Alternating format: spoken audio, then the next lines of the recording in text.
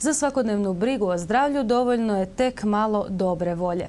Za početak je dovoljno izdvojiti 30 minuta dnevno, što će povoljno utjecati na opće zdravstveno stanje vašeg organizma. 30 minuta za zdravlje na gradskom su korzu danas promovirali i članovi udruge Brace, i to akcijom Volim hodanje. Slavonski Brod se ove godine kao 5. grad u Hrvatskoj uključio u obilježavanje Svjetskog dana pješaka, a inicijatori akcije su članovi Udruge za rekreativno, cestovno i planinsko trčanje i hodanje Brace. Cilj današnjeg trosadnog druženja bila je edukacija građana o korisnosti svakodnevnog hodanja od minimalno 30 minuta.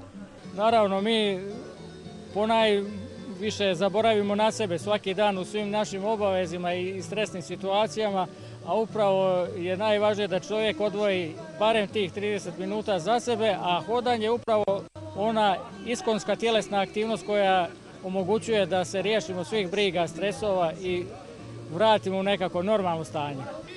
Akcija se provodi pod pokroviteljstvom Ministarstva zdravstva i socijalne skrbi i humanitarnog je karaktera.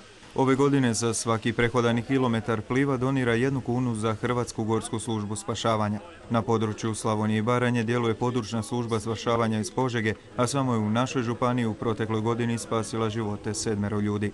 Gorskoj službi često pomažu i članovi Slavonsko-brodskog planinarskog društva.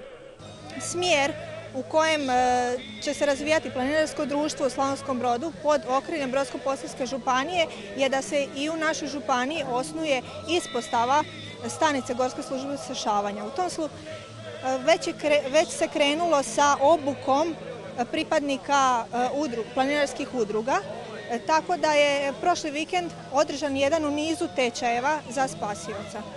Želja organizatora današnje akcije je da naš grad iduće godine i službeno bude dio akcije Volim hodanje. No cilj im je, kažu, ispunjen ukoliko potaknu građane da im hodanje postane svakodnevna navika.